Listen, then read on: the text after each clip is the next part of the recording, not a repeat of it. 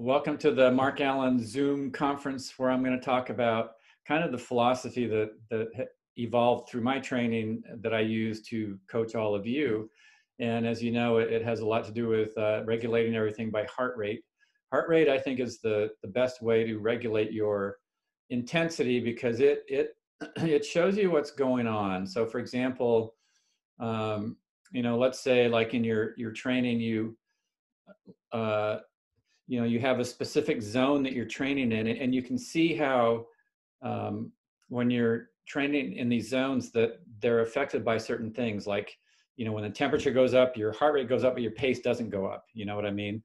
And so heart rate shows where your body is being stressed. If you're training in heat and it's super hot, your heart rate is going to be much higher than it is at any given pace because there's just less blood going to the muscle. It's going to the surface of your skin to try and cool you, which means that in essence, on the inside, you're delivering a lot less oxygen per minute to your muscle. So your muscle is going to go into oxygen debt quicker. So your heart rate is going up to try to compensate to give that the oxygen it needs, but then to help you cool as well.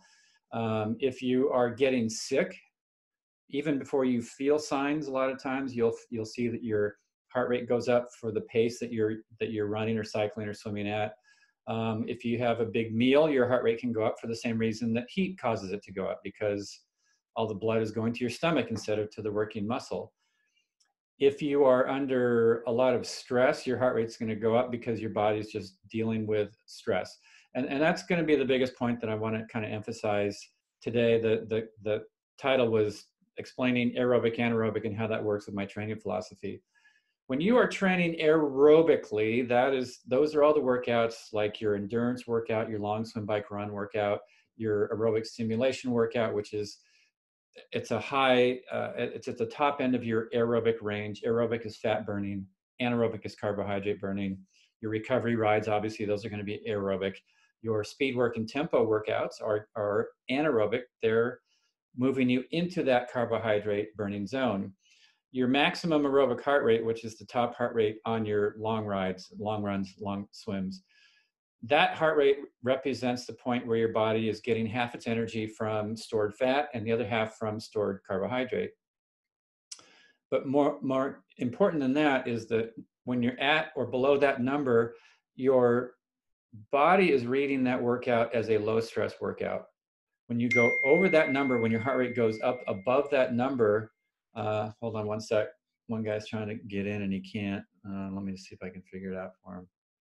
Well, anyway, when you when you go over that maximum aerobic heart rate that you see in your training there, you go into carbohydrate burning, which, as you know, is something important to develop. You need that anaerobic strength and stimulation and development.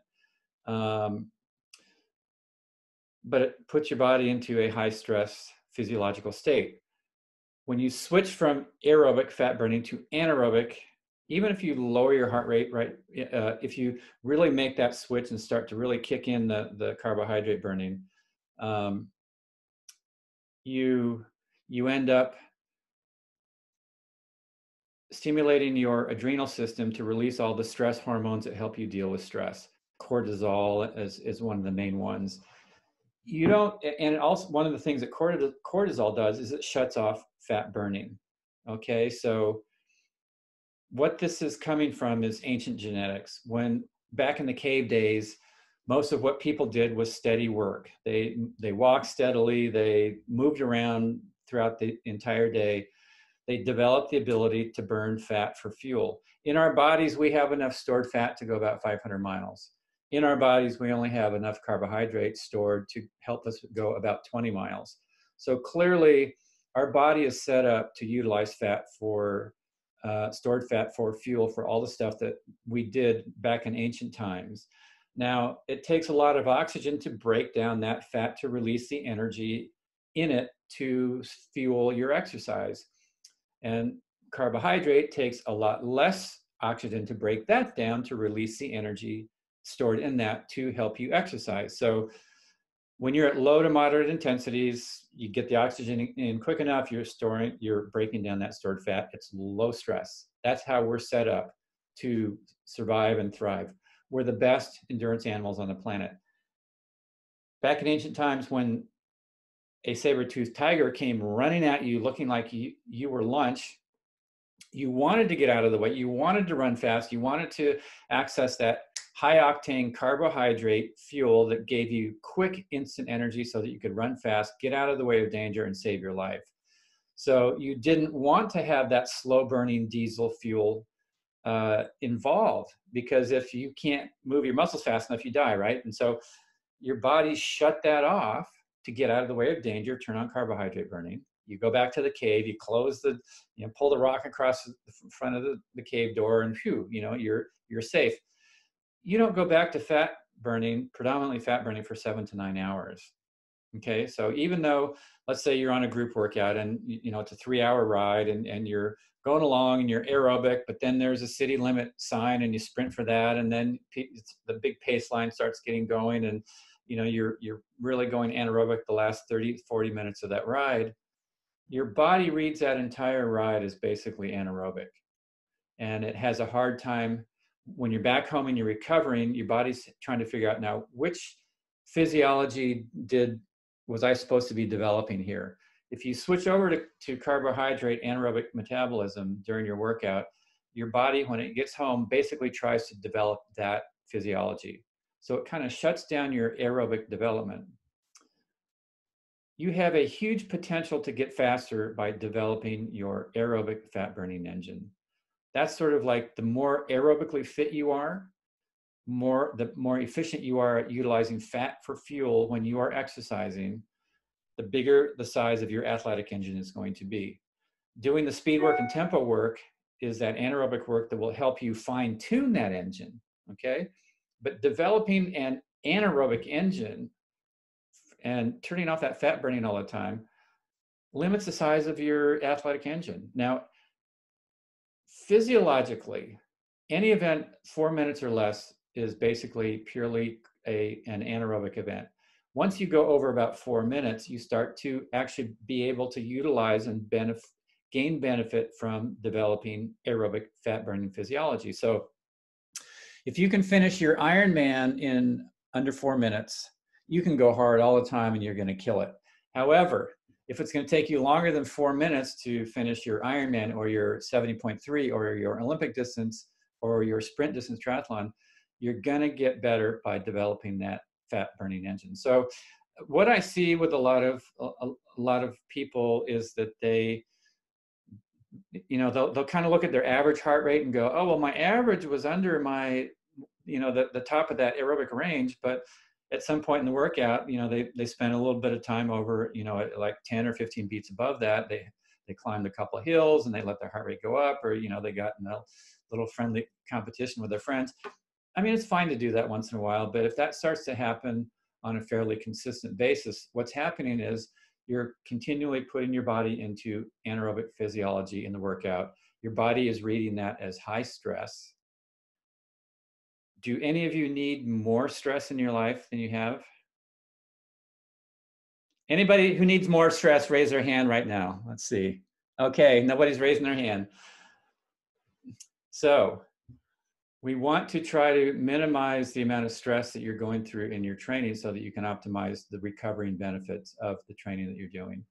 If you're constantly shifting over into that anaerobic state in your aerobic sessions, you end up slowing the ability to burn fat for fuel. Now, let me explain how this worked for me.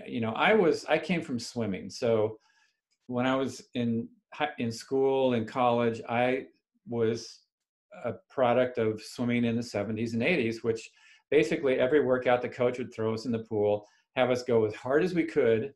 And then we'd come back the next day and he'd dream up another crazy set and we'd do the same thing. There was never the concept of training steady state, to build that aerobic engine. It was just basically all hard stuff. And I was terrible as a swimmer, to be honest. Part of it was because of the crazy training that we did. But then when I got into triathlon, I just sort of translated that into cycling and running and figured, well, let's see, in an Olympic distance race, the top guys, they're running about a 5-minute mile pace on their 10Ks. They're averaging 5:15 miles. In every run that I did, even if it was for a quarter mile or a half mile or 3/4 of a mile, even if it was a moderate run or a long run, I would try to get up to that pace. I thought, if I don't do this in all my training, how am I ever going to do it in my racing? And I actually had some pretty good results the first year or two that I raced, but I also saw that after races, a lot of times I got sick. During my longer training blocks, I kept getting injured a lot and having these niggling problems that were bugging me. And I really felt like I was holding myself back and I didn't know what I was doing wrong. Finally, I met Phil Maffetone, who had been doing a lot of research in heart rate training and aerobic, anaerobic relationships, and how you can optimize those two physiologies as an endurance athlete, which all of you are. And he said, look, we're going to go to a track. I'm going to stick a heart rate monitor on you, and I'm going to have you warm up to 155 beats a minute. And when you get there, we're going to have you time a mile. And I just want to see what your pace is. Okay.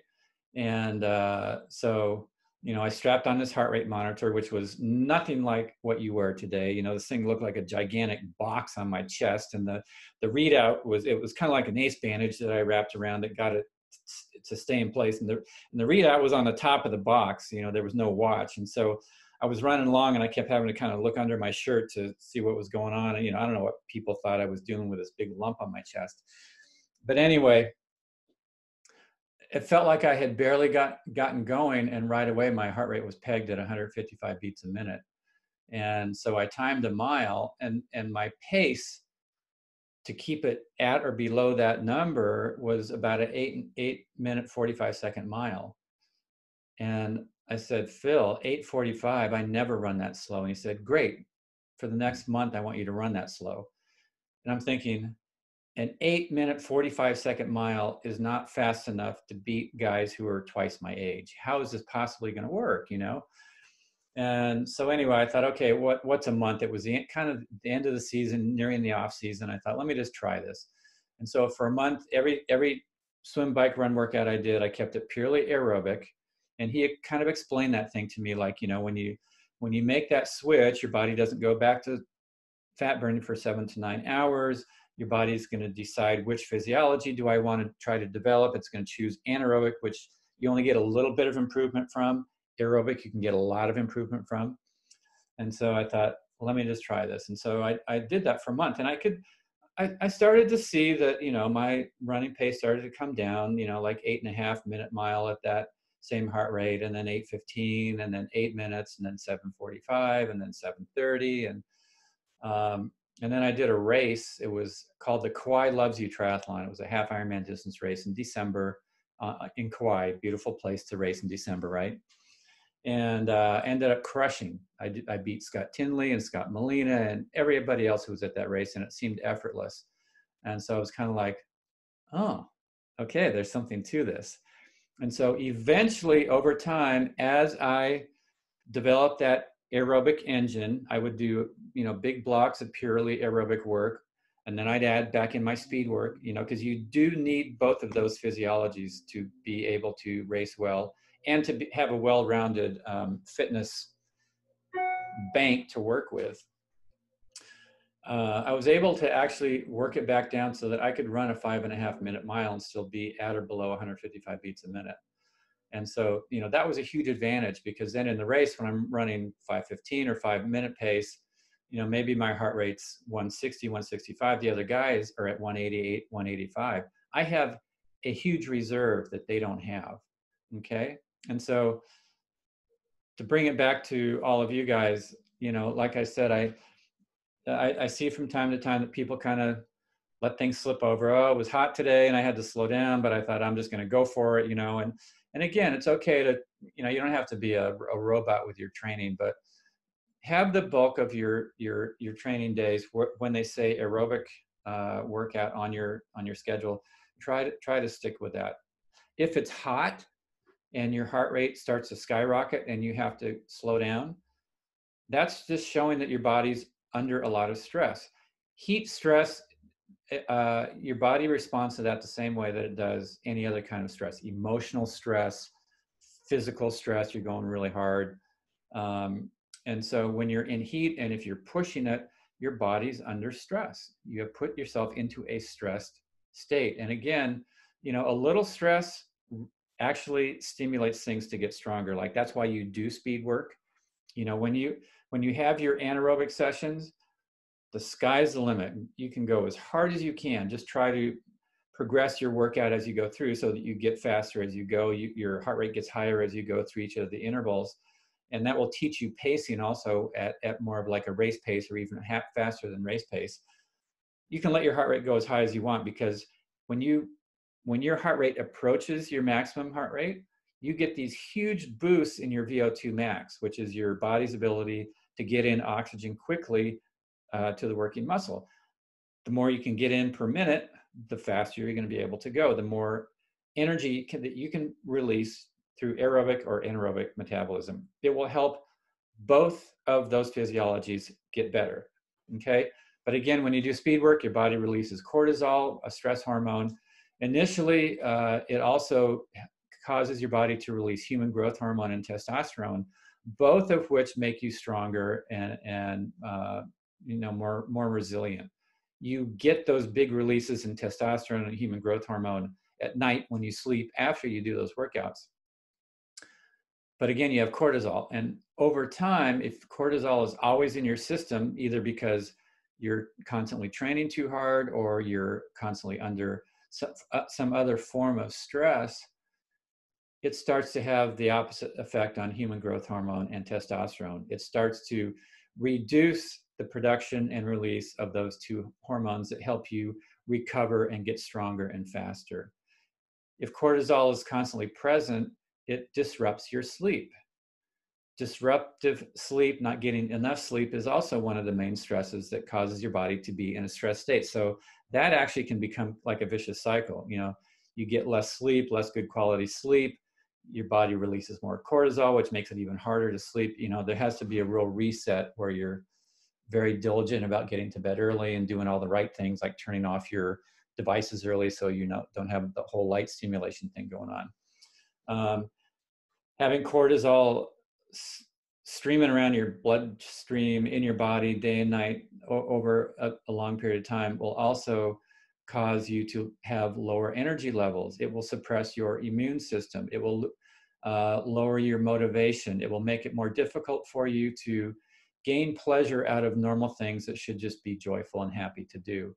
It will also make it more difficult for you to deal with just normal day-to-day things that shouldn't really be stressful. But when you're in a long-term physiologically overstressed state, it gets harder and harder. And, you know, like, I'm a classic example. You know, when I was training for Ironman, that was a big stress on my body. And so if somebody said, hey, can you take this letter out to the mailbox, you know, like out in front of the house, I'd be like, oh, are you kidding? You know, it's like crazy little stuff like that would seem like huge things to do. So if you're seeing some of these signs, like, you know, disruptive sleep, maybe an appetite that's either too little or too much for the amount of training that you're doing, you find that you are irritable, impatient, have an irritability or an impatience that's abnormal. If you feel like it's getting harder and harder to be motivated to do the training that you're doing, if you feel your energy levels are low, if you keep getting little niggling sickness things like sore throats and stuffy noses and different things like that, your immune system gets compromised also when you're under stress. If you see any of these things, that's a real good sign to just kind of really back things down. But even if you're feeling good, you know, try this for a while. You know, just make note of the power output that you have when you're training aerobically, the running pace that you're generally averaging when you're staying within those training zones, and just give yourself a few weeks and see if you noticed an improvement by really sticking with those. And then when it comes to your speed work, you know, like I said, go for it. You can even blend those two together. So for example, you know, some group riding is starting to come back. I've heard a few people say. And so, you know, if there's a great group ride where you go really hard, you know, use that as your speed day instead of the day that I give you on your schedule. You can do the same thing for running. You know, if there's a group run, whether it's at the track or otherwise, where, you know, it's pretty exciting and gets a little rigorous, you know, use that as your speed day instead of what I've given you on your schedule. But again, try to make the aerobic days stay aerobic so that you don't get yourself kind of in that overtrained, overstressed state. And also so that you develop that aerobic fat burning engine so that then you have a huge reserve and fitness that nobody else is going to have. Like I said, to run a 5.5-minute mile aerobically gave me this huge advantage that none of the other guys did. Okay. Any questions on this? If you do, you can just sort of unmute yourself, and hopefully nobody will be talking over each other. But I just felt like it was important to kind of go over this and explain it. I don't think you can hear it enough, and just to be reminded of the importance of it, because everybody kind of wants to be the champion of the daily workout, when you're with your crew, but so it does take a certain amount of patience and humility, and like, oh God, I've got to slow it down again. I used to love to just crush this hill, and now Mark's telling me I got to friggin' slow it down and go the snail's pace and walk it if I have to. I lived at the top of a hill in San Diego where I did my winter training when I was winning Ironmans. And so the beginning of the year in January, when I would start out, I was out of shape like everybody else. And, running down the hill on my runs was no problem to keep my heart rate low, aerobic. And then I'd hit the flats along the ocean, and, it would start to creep up. And if it was a longer run, it would definitely creep up. And then I'd have to slow down. And then by the time I got back to go back up the hill to my house, in the beginning of the year, I had to walk slowly to keep my heart rate from going over my maximum aerobic heart rate. So here I am, the Ironman champ, walking up his hill on his runs. Talk about humbling, right? But eventually, the pace would get faster and faster. Then I'd add in my speed work, and that would make the pace get even faster. And by the end of the season, I was definitely running up that hill. But it does take some patience. And so, Karate USA, you got a question there? I'm Dino. How you doing, Mark? Good. I do my Zoom classes with my martial arts school. So my biggest question is, I agree everything you're saying, but doesn't everybody have a different heart rate? Like, I'm never going to run a 5:30 pace. It's not going to happen for me. You're different. You know what I mean? So how do you figure out your maximum or minimum heart rate? I've always learned, I took Joe Friel. I've been doing this for almost 20 years. And he would say, take your lactate threshold, and then off of that, he would have different zones. And you would say, this is your aerobic zone, this is your tempo zone, this is your, VO2 max zone. So that's the only really question I have with the Mafone thing, is like, yours has got to be different than mine. Like, it's not just it's like your max heart rate, 220 minus your age. Yeah, first of all, max heart rate is not going to be 220 minus your age. But that's the general thing people say. For some people, it might be 220 minus their age. Some it's going to be more, some it's going to be less. So When I was a swimmer, since I had a very underdeveloped aerobic system, my maximum heart rate was super high. It was way higher than expected. It was about 215 or 210, something like that. So, as a 20 or 25-year-old, it should have been well below 200. So my max heart rate was higher than expected. But just because I had a max heart rate, if I based all of my training on percentages of that heart rate, I would have always been training too hard. I would have been always training too high. Right. Gradually, as I developed my aerobic capacity, my aerobic physiology, my max heart rate dropped, and I was going faster at that lower max heart rate than I was at that high max heart rate, okay? And so your maximum heart rate is going to change. The formula that I use to give you your training zones is based on your age, your current fitness, your past training history. Those three things together, they did a ton of research to see, is there a sort of basic formula that we can look at certain factors in an athlete and determine, without having them have to actually go out and do a test, where that switch is between aerobic and anaerobic? And the answer was yes. And they took those three fairly simple parameters and put them together and figured out a formula. And that's what I use. So, two people your same age will likely they're not necessarily going to have the same training zones, because if you have a longer training history, you're going to be able to train at a much higher heart rate than a couch potato before you make that same switch. And so it's not a one size fits all formula as far as if you're 40, you're going to be training at this. And but then, as I said, once the training zones, you have those, then your pace is going to change. And so I like this because as you get more fit, your perceived effort is going to go up because you're going faster. Secondly, your pace and your power is going to go up at those heart rates because you're getting more aerobically fit. If you do a lactate test, it will tell you on that one day exactly where would be good for you to train, and you may or may not get the same results as what I've given you, but it'll usually be close. But lactate tests are influenced by so many factors that I don't think they're very accurate. So, for example, hotter or colder, you're going to get very different results. If you've had something to eat before or you're dehydrated, it's going to give you different results than if you didn't eat or you're well hydrated. If you did strength training near the workout the day or two before, it's going to be different than if you don't. If you're overtrained or fresh, it's going to give you different results than if you are fresh or overtrained. Heart rate's going to be fairly self-regulating. So on days when you're tired, it's going to be harder for you to get your heart rate up. So on the bike, you're tired and you see, oh geez, I can't get my heart rate up. You'll see it right away. Like, I'm tired, it feels hard, but my heart rate's low. You may be getting sick and you don't even feel it yet. Your heart rate's super high. And then a day later or 2 days later, you're like, ooh, I'm feeling something. That's what was going on. And so it's, I look at stuff over and over and over, and I analyze different ways of setting zones. And I always come back to, this is kind of like the gold standard. It worked for me. It's worked for a ton of athletes. I have one guy, Rick Simpson, who he was a swimmer when he grew up. He's late 60s now. He's won his age group in Kona a couple times.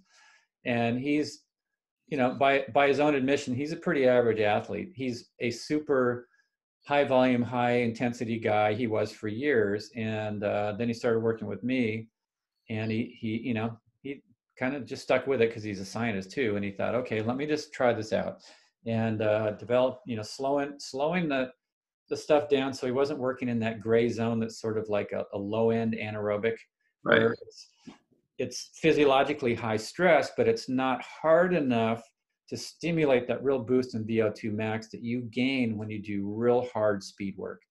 And so his body was constantly under stress. He wasn't developing that aerobic system. We switched those things around, and all of a sudden he starts winning his age group in Kona.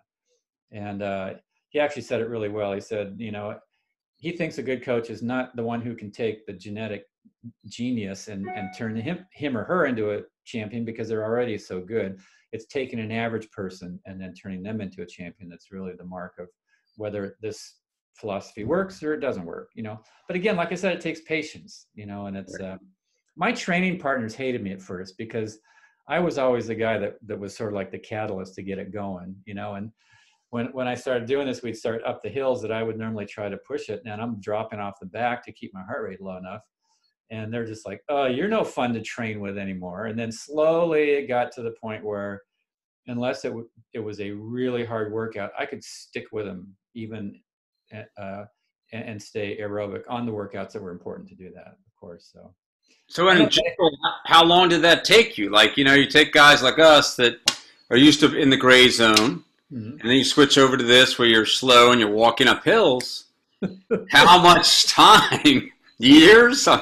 No, usually you'll start to see changes in a week or two, and then it continues. The improvements will continue and come for years and years. The counter side to this is that the thing that helps keep you in the running for everything that's important to you as far as racing is making sure that you also do the speed work. Because if you're walking, clearly you're not stimulating your muscles to gain the same strength that you would if you're running hard or cycling hard or swimming hard. Right. And so that strength training is very critical to make sure that you still have that muscular strength, so that this physiology, even though in the beginning you're going slower, when you get to the races, you will have done speed work. You're going to have the muscular integrity and strength to still be able to go super fast. And like I said, that race in Kauai that I did, I actually did it, I had 4 weeks of pure aerobic work, no speed work. And then I did 1 week about 10 or 11 days out where I did my normal speed work. And then I went into the race and kind of tapered off. So I had 1 week of speed work out of basically 6 or 7, and I crushed, so you can actually race really, really well off of this kind of a physiology with even a minimal amount of speed work. So, Okay. yeah, give it a try for a couple of weeks and see. And and if you're not improving, if your pace isn't dropping, if your power isn't going up, there's something else going on, and I'll need to have a dialogue with you to figure out what that is. Right. There's something that's I know that this works unless there's something blocking your physiological development, and that's what I'm doing. I'm not training your pace. I'm not training your power. I'm not training your goal time. I'm training your physiology, and I'm giving you the best chance to get as physiologically fit as possible. So, for example, it's really good to have goals. Say, I want to end up at the end of the season with a sub 10 Ironman or a sub 2.5 hour Olympic distance or whatever it is, or run a 10K under 38, whatever it is.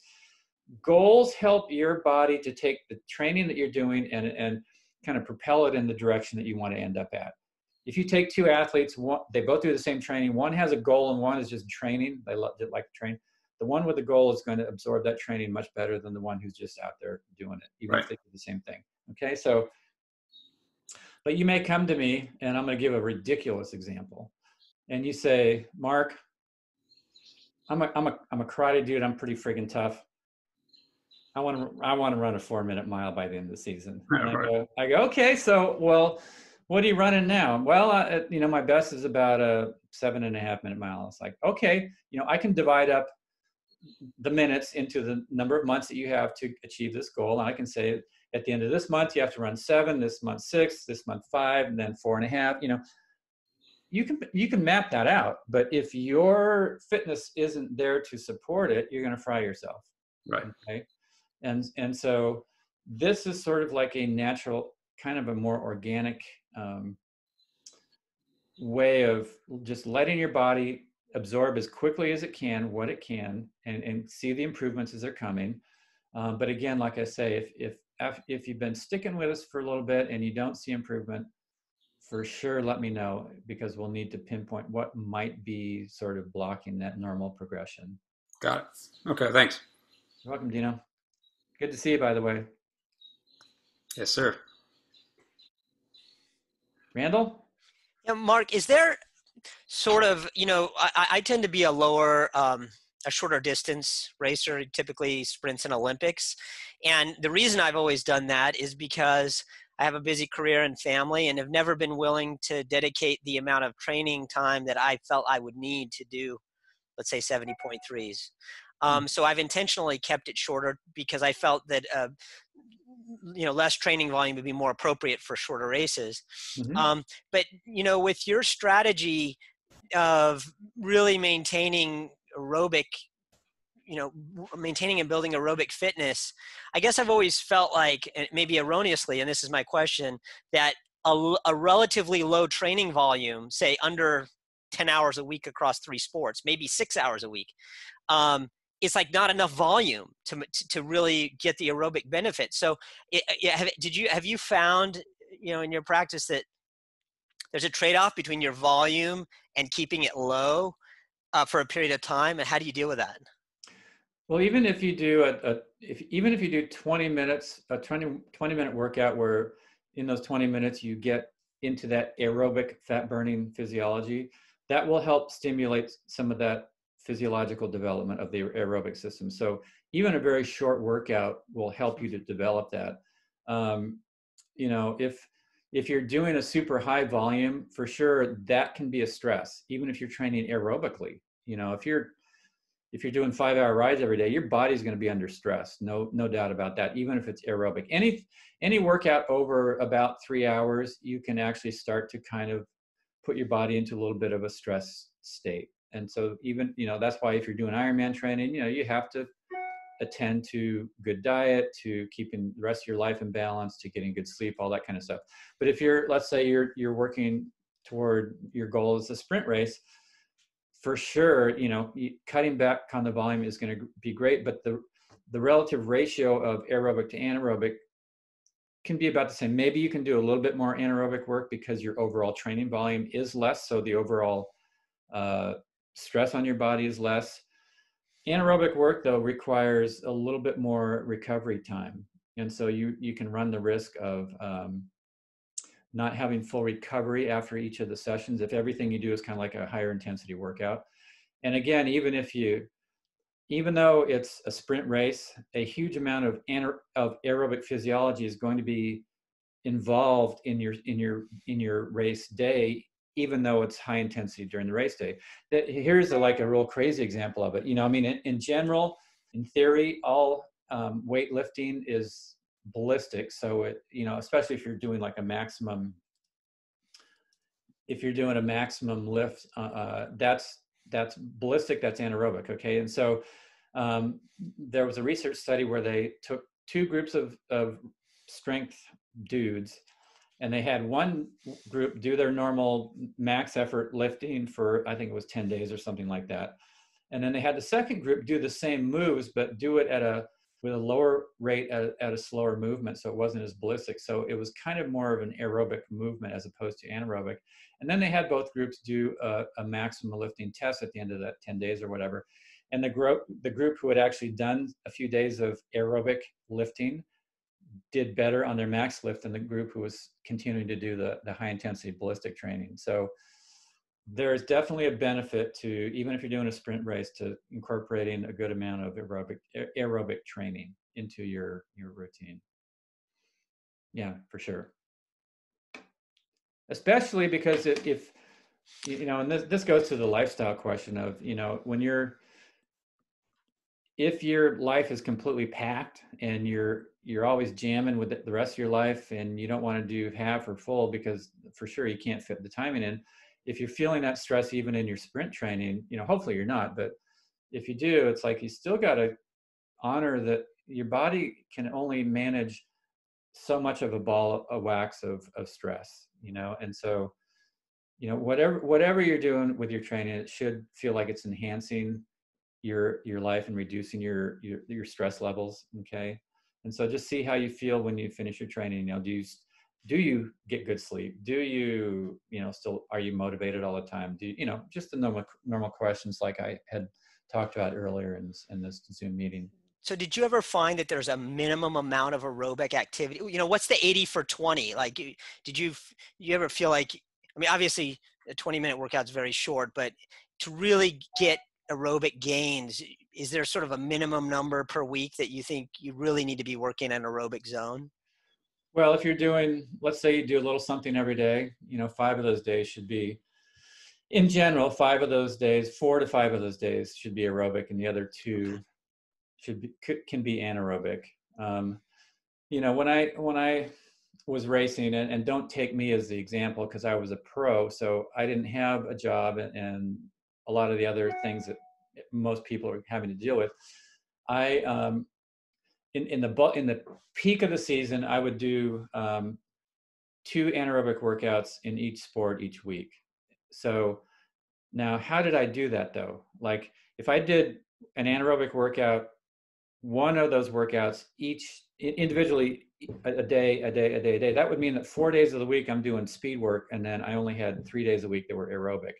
And so what I did is I made sure that I had one day that was only the hard run, and another day that was only the other day was only a hard bike. And then I did a third anaerobic day where I would combine all 3 together, so that I had 3 anaerobic days and 4 aerobic days. So you want the bulk of your days to be aerobic. But more commonly, though, I only had 2 days a week that were anaerobic, and the other 5 were aerobic. And a lot of those were actually pretty easy. They were easy recovery. If you saw me, how slow I ran a lot of days, you'd be going, that dude's a champ? No way. You know what I mean? So hope that helps. Any other questions there? Yeah, Miguel. Hey, Mark, how are you? Good. Yes, just thinking on the way how do we schedule the training through the week. I try to not miss my swimming squats, which are happening 3 days a week.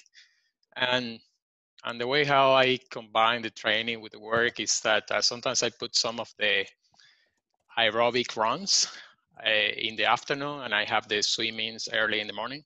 Mm-hmm. But yeah, I'm realizing that most of because I'm not a fast swimmer, most of the swimming sessions I get anaerobic for sure. I see my heart rate going well above 130, 140. Mm-hmm. And then I have what is supposed to be my aerobic run in the afternoon. And I'm thinking, yeah, probably I'm not doing the things right because well, actually, if you do in the morning something and it's anaerobic, and then later in the day you do something aerobic, that will actually help reset your body into that aerobic fat burning physiology quicker. So that's actually the best way to do it. So you're doing it fine. And as far as yeah, I was feeling I have a couple of events that I've been training and trying to follow I always tend to run and see some speed, but what I see is that I see improvements on the aerobic part, like I can go longer, etc. But I was also feeling that I was not doing a real progress as far as what I want to be running in terms of speed by minutes or kilometers by minute. Now that I have this lockdown, that all what's happening, I pretty much is doing my own thing, and I started to do kind of more anaerobic, and I see that I'm progressing. So I was wondering, okay, maybe I don't have the right relation between anaerobic and aerobic sessions, or yeah, I'm a little bit lost in there because I want to do progressing in both directions. So, well, how many days a week are you doing anaerobic stuff right now? How many days a week are you training anaerobically now? I'm doing these virtual races, which are happening every weekend, and during the week, I'm pretty much actually I'm realizing during the week I'm just doing aerobic, just for resting because it's a race every weekend. And are you getting faster? I think I'm getting faster. Yeah. Yeah, good. Well, that's the thing. Just aerobic training will not optimize your speed. You have to do the fast stuff, and without races, you can actually probably add in a little bit more of the anaerobic workouts because you're not doing that race effort. Race effort's a big deal, but it definitely gives you fitness once you're recovered from it. So if you're doing the VR racing, that's great. For sure you need to do that. Just aerobic training will get you a certain amount of fitness, but like I said, then you have to add in speed work to then keep that fitness progression going up. So it sounds like you're doing it just perfectly. All right, thank you. Good. Well, I hope you enjoyed this, everybody. I have a Zwift group ride coming up in 14 minutes. So it's a 1-hour session. I do a group ride on Zwift every Tuesday. Most of those are actually anaerobic, I'll admit right now, because people love that on Zwift. But I don't make them ultra killer usually. I try to make them so that you get a real anaerobic stimulation, but then at the same time it's manageable so that you can absorb it. But anyway, if you're ever interested, get on Zwift. 1-hour workout every Tuesday night at 6 Pacific time. Now it's Pacific Daylight Time. First day of official summer solstice coming up on Saturday. So anyway, obviously feel free to email me if you have questions on this. I will process this and post it on the social wall in case you missed any part of it, or if you want to share it with anybody, feel free to do that. So safe training, be safe, get back in the pool, get back in the gyms, get back to that race course as soon as those races happen again. Thanks for showing up, everybody. Take care. Mark. Thank you. Happy Father's Day. Yeah, thank you. You too, everybody. Bye-bye.